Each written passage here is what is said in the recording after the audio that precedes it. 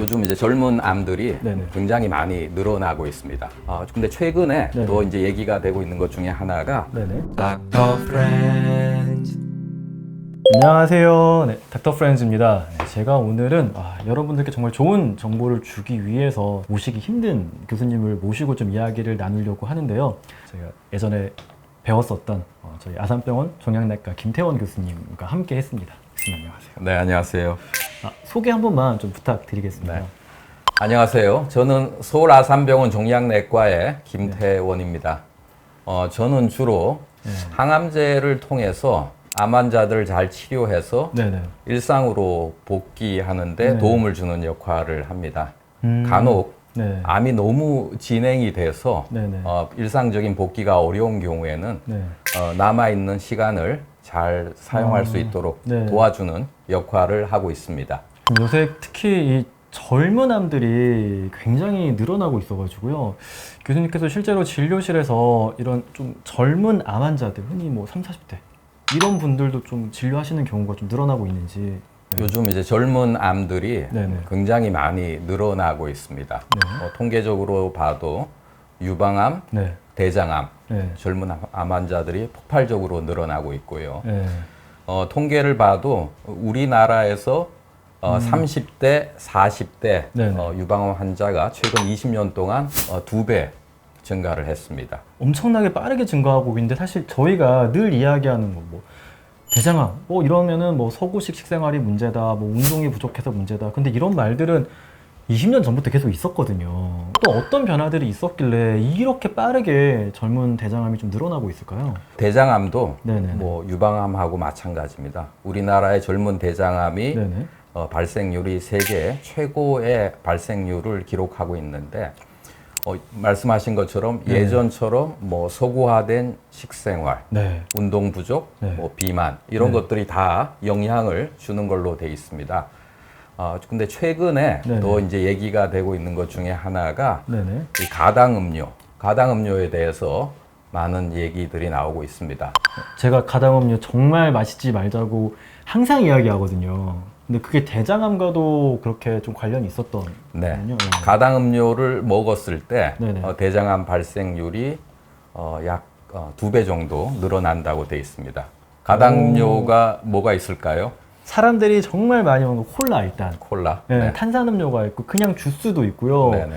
그리고 카페에서 마시는 음료도 달달한 거 엄청 많고 달달한 캔커피도 많고요. 그리고 요새는 이게 막 건강에 좋은 어떤 과일 주스처럼 되어 있지만 사실 거기에 설탕 엄청 들어가 있는 이런 것들 정말 많거든요. 지금. 젊은 분들이 네. 이런 가당음료를 끼고 살고 있어요. 버블티, 버블티. 과일 주스, 네. 탄산음료, 네네네. 에너지 드링크. 맞아, 에너지 드링크도 정말 많이 마셔요. 최근에 이제 미국에서 연구 결과를 보면은 네네. 이제 10만 명 이상의 간호사들을 장기 추적을 했는데 네네. 한 캔이 한 250cc 그쵸, 그쵸. 정도 네. 되죠, 그죠? 한 캔을 매일 한 병씩 먹었을 때 네네. 젊은 대장암 발생이 한 2배 정도 늘어난다고 보고를 하고 있습니다. 근데 그거 하루에 한 캔 이상 드시는 분 되게 많거든요. 네. 특히 이제 중학생, 고등학생 때 네. 이런 그 가당음료를 많이 복용했을 때 발생률이 훨씬 더 올라간다고 돼 있어서 이 가당음료를 줄이는 네네. 그런 노력들이 필요할 거라고 생각이 듭니다. 그러면 그 가당음료를 먹었을 때 이렇게 대장암이 늘어나는 기전은 어떻게 될까요? 사람들이 보통 이야기하는 게 소세지 이런 것들은 실제로 뭔가 대장에서 뭐 안 좋은 뭔가 이런 상호작용을 할 것 같은데 음료는 그냥 다 흡수돼 버릴 것 같은데 이게 대장암을 어떻게 올리는지. 최근에 이제 설탕을 많이 꼭 대장암 뭐 가당음료뿐 아니죠. 뭐 탕후루, 뭐 그다음에 디저트 이런 것도 다 해당이 되는데 네네. 이런 설탕이 많이 들어가 있는 음식이나 음료를 먹었을 때 인슐린 저항성을 높이고 맞아요. 인슐린 저항성을 높이면은 대장암의 발생을 촉진시킨다고 되어 있습니다. 그것도 인슐린 저항성 때문에 결국엔 대장암의 유병률이 올라가는 거네요. 글쎄, 네 그렇습니다. 가당음료를 사실 먹는 게 너무나 유해하다라고 저는 대사질환이나 뭐 이런 것들 때문에 생각을 했었지만 대장암의 발생까지 올린다면은 정말 좀 생각을 다시 한번 해봐야겠네요. 내가 마시는 것들이 뭐가 있는지요. 네. 외국에서는 네. 젊은 학생들에게 가당 음료를 제한하는 이런 캠페인들이 많은데 우리나라는 아직 이런 것들이 부족하고 SNS 이런 데 보면 뭐 음식 먹고 하는 장면들이 너무나 많이 나오기 때문에 앞으로 우리 사회적으로 이런 노력들이 조금 필요할 것 같습니다. 그런데 이미 너무나 많은 젊은 사람들이 이런 가당 음료를 정말 많이 마시고 있거든요. 그러면은 자기도 모르겠지만 자기 몸에 정말 대장암을 가지고 있는 젊은 분들도 있을 거예요. 그런데 가장 무서운 게 자기가 지금 암인지를 모르는 상태가 사실 가장 걱정되는 거잖아요. 젊은 대장암의 어떤 특징이라든지 뭐 조기 발견 이런 거에서는 우리가 좀 알아야 될 것들이 있을까요? 네. 가장 중요한 거는 네네. 증상이 있을 때, 몸에서 신호가 있을 때 병원을 찾는 것이 가장 중요합니다. 그럼 어떤 신호가 있느냐? 네네. 출혈이 있거나, 그다음에 배변 습관에 변화가 있거나, 설명되지 않는 빈혈, 체중 감소가 있을 때는 병원을 방문하는 것이 중요합니다. 젊은 대장암이 네네네. 상대적으로 좌측에 있습니다. 왼쪽. 왼쪽에 있다는 거죠. 그러니까 왼쪽 쪽에. 대장이라는 게 이렇게 쭉 그렇죠. 디귿자로 있는데 그 중에서 특히 이 항문과 가까운 항문과 가까운 이 쪽에 내려오는 있죠. 쪽에 네. 주로 생긴다는 네. 거예요. 그래서 혈변이 있거나 배변 습관에 장애가 있는 경우가 많기 때문에 네네네.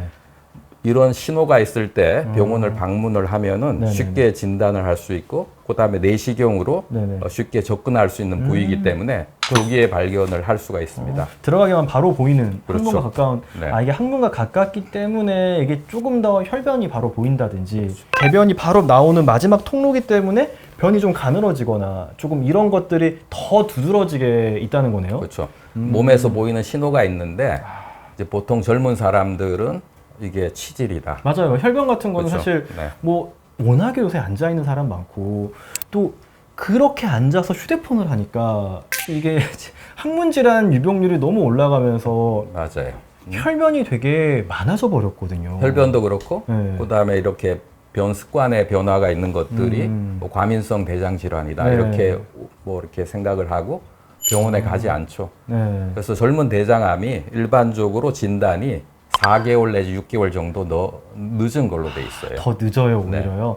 더 젊어서 갑자기 놀래가지고 딱 이렇게 오는 게 아니라 오히려 괜찮겠지라는 생각을 하고 안아버리는 거네요. 그렇죠. 일단 혈변은 보통 통증이 없겠네요. 그리고 혈변은 통증이 없는 경우들이 많죠. 그렇죠. 변이 눈에 띄게 가늘어졌다거나 그럼 자기 대변을 봐야겠네요. 물 내리기 전에요. 네.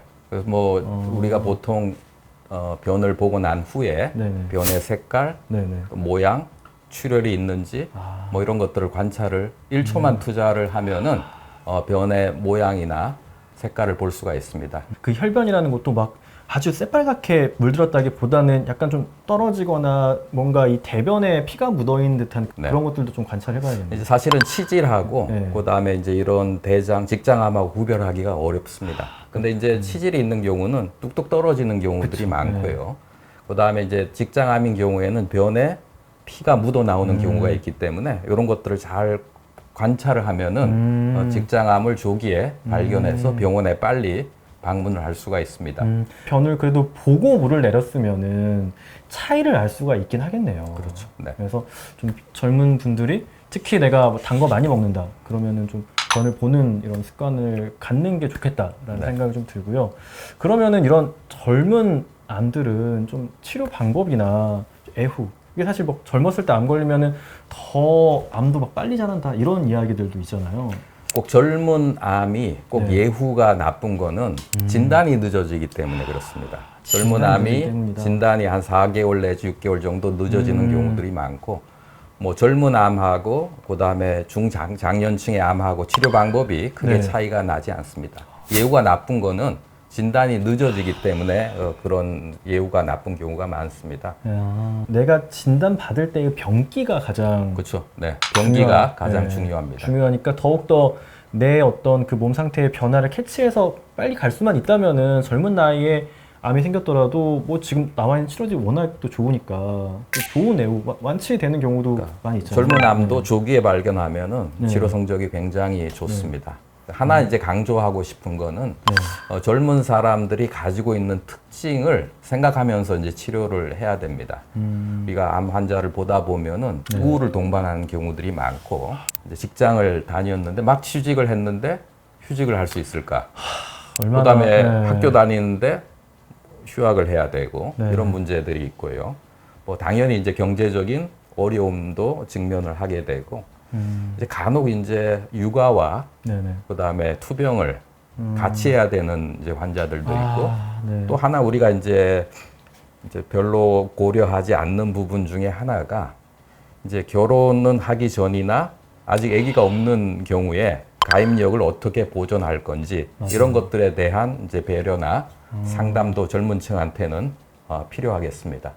왜냐면 그 시기에 어떤 삶의 어떤 행태의 변화가 굉장히 정신없게 사실 일어나는 과정 속에 굉장히 어떻게 보면은 중대한 또 다른 문제가 또 생긴 거니까 좀 여러 가지로 좀 답답하고 그러시겠네요. 네, 젊은 그 시기가 네. 본인의 독립이라든지 성장의 가장 중요한 시기인데 이런 젊은 암 환자를 빨리 치료해서 사회로 학교로 그쵸. 복귀할 수 돌아갈 있게 수 도와주는 있게. 게 네. 굉장히 중요한 우리 사회적으로도 이슈가 되겠습니다.